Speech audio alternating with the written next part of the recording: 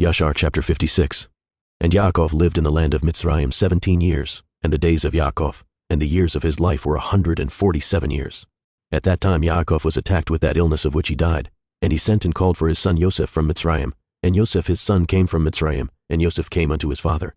And Yaakov said unto Yosef and unto his sons, Behold, I die, and the Elohim of your ancestors will visit you, and bring you back to the land, which Yahuwah swore to give unto you and unto your children after you. Now therefore, when I am dead, bury me in the cave which is in Machpelah, in Chevron, in the land of Canaan, near my ancestors. And Yaakov made his sons swear to bury him in Machpelah, in Chevron. And his sons swore unto him concerning this thing. And he commanded them, saying, Serve Yahweh Elohim, for he who delivered your fathers will also deliver you from all trouble.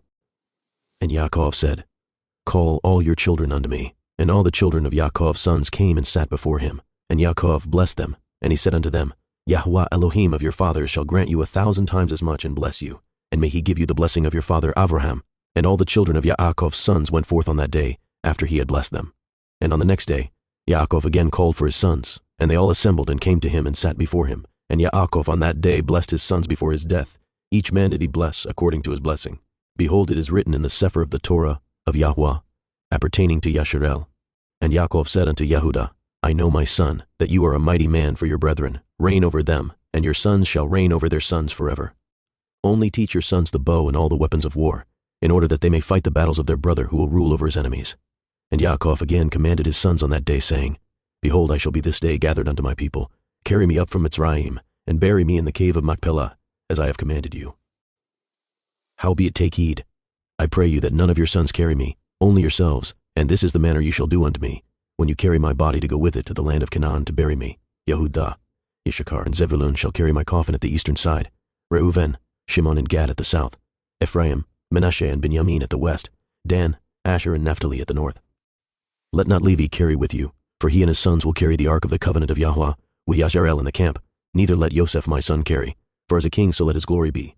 Howbeit, Ephraim and Manasseh shall be in their stead. Thus shall you do unto me when you carry me away. Do not neglect anything of all that I command you, and it shall come to pass when you do this unto me, that Yahuwah will remember you favorably and your children after you forever. And you, my sons, honor each his brother and his relative, and command your children and your children's children after you to serve Yahweh Elohim of your ancestors all the days, in order that you may prolong your days in the land, you and your children's children forever, when you do what is good and upright in the sight of Yahweh Elohim, to go in all his ways. And you, Yosef my son, forgive, I pray you, the wrongs of your brethren, and all their misdeeds and the injury that they heaped upon you, for Elohim intended it for you and your children's benefit. And O my son, leave not your brethren to the inhabitants of Mitzrayim, neither hurt their feelings, for behold, I consign them to the hand of Elohim, and in your hand to guard them from the Mitzrayim. And the sons of Yaakov answered their father, saying, O our father, all that you have commanded us, so will we do. May Elohim only be with us. And Yaakov said unto his sons, So may Elohim be with you when you guard all his ways. Turn not from his ways either to the right or the left in performing what is good and upright in his sight. For I know that many and grievous troubles will befall you in the latter days in the land, yea, your children and children's children. Only serve Yahuwah, and he will save you from all trouble. And it shall come to pass when you shall go after Elohim to serve him, and will teach your children after you, and your children's children to know Yahuwah, then will Yahuwah raise up unto you and your children a servant from amongst your children, and Yahuwah will deliver you through his hand from all affliction, and bring you out of Mitzrayim, and bring you back to the land of your fathers to inherit it securely. And Yaakov ceased commanding his sons, and he drew his feet into the bed. He died and was gathered to his people. And Yosef fell upon his father, and he cried out and wept over him, and he kissed him, and he called out in a bitter voice, and he said, O my father, my father. And his sons' women and all his household came and fell upon Yaakov, and they wept over him, and cried in a very loud voice concerning Yaakov. And all the sons of Yaakov rose up together, and they tore their garments, and they all put sackcloth upon their loins, and they fell upon their faces, and they cast dust upon their heads toward the heavens. And the thing was told unto Asenath Yosef's woman, and she rose up and put on a sack, and she with all the Mitzrayim women with her came and mourned and wept for Yaakov. And also all the people of Mitzrayim who knew Yaakov came all on that day when they heard this thing, and all Mitzrayim wept for many days. And also from the land of Canaan did the women come unto Mitzrayim when they heard that Yaakov was dead, and they wept for him in Mitzrayim for 70 days. And it came to pass after this, that Yosef commanded his servants the doctors to embalm his father with myrrh and frankincense, and all manner of incense and perfume, and the doctors embalmed Yaakov as Yosef had commanded them. And all the people of Mitzrayim, and the elders, and all the inhabitants of the land of Goshen, wept and mourned over Yaakov, and all his sons and the children of his household lamented and mourned over their father Yaakov many days. And after the days of his weeping had passed away, at the end of 70 days, Yosef said unto Pharaoh, I will go up and bury my father in the land of Canaan as he made me swear, and then I will return. And Pharaoh sent Yosef, saying, Go up and bury your father as he said, and as he made you swear. And Yosef rose up with all his brethren to go to the land of Canaan to bury their father Yaakov, as he had commanded them. And Pharaoh commanded that it should be proclaimed throughout Mitzrayim, saying, Whosoever goes not up with Yosef and his brethren to the land of Canaan to bury Yaakov shall die. And all Mitzrayim heard of Pharaoh's proclamation, and they all rose up together, and all the servants of Pharaoh, and the elders of his house, and all the elders of the land of Mitzrayim went up with Yosef, and all the officers and nobles of Pharaoh went up as the servants of Yosef, and they went to bury Yaakov in the land of Canaan. And the sons of Yaakov carried the coffin upon which he lay, according to all that their father commanded them, so did his sons unto him. And the coffin was of pure gold, and it was inlaid round about with onyx stones and bdellium, and the covering of the coffin was gold woven work, joined with threads, and over them were hooks of onyx stones and bdellium. And Yosef placed upon the head of his father Yaakov a large golden crown, and he put a golden scepter in his hand, and they surrounded the coffin as was the custom of kings during their lives.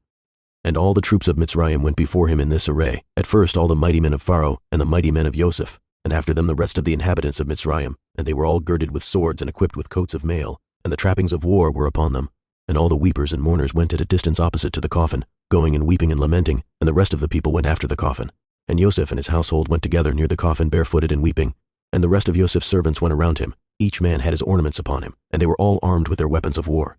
And 50% of Yaakov's servants went in front of the coffin, and they strewed along the road myrrh and aloes, and all manner of perfume. And all the sons of Yaakov that carried the coffin walked upon the perfumery, and the servants of Yaakov went before them strewing the perfume along the road.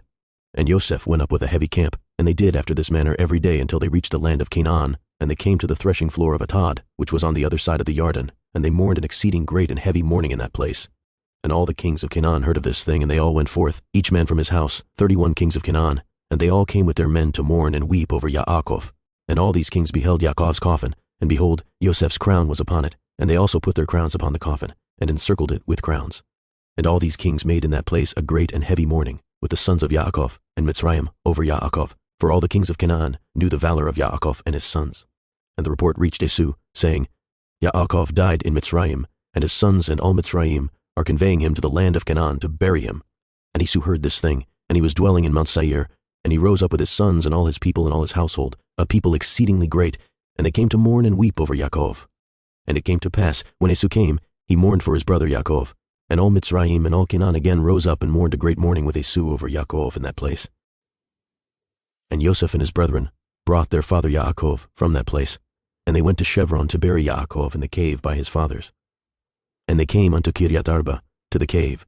And as they came, Esau stood with his sons against Yosef and his brethren as a hindrance in the cave, saying, Yaakov shall not be buried therein, for it belongs to us and to our father. And Yosef and his brethren heard the words of Esau's sons, and they were exceedingly wroth. And Yosef approached unto Esau, saying, What is this thing which they have spoken? Surely my father Yaakov bought it from you for great riches after the death of Yitzchak, now 25 years ago, and also all the land of Canaan he bought from you, and from your sons, and your seed after you. And Yaakov bought it for his sons, and his seed after him for an inheritance forever. And why speak you these things this day? And Esau answered, saying, You speak falsely and utter lies, for I sold not anything belonging to me in all this land, as you say, neither did my brother Yaakov buy anything belonging to me in this land. And Esau spoke these things in order to deceive Yosef with his words, for Esau knew that Yosef was not present in those days when Esau sold all belonging to him in the land of Canaan to Yaakov. And Yosef said unto Esau, Surely my father inserted these things with you in the record of purchase, and testified the record with witnesses, and behold, it is with us in Mitzrayim. And Esau answered, saying unto him, Bring the record, all that you will find in the record, so will we do.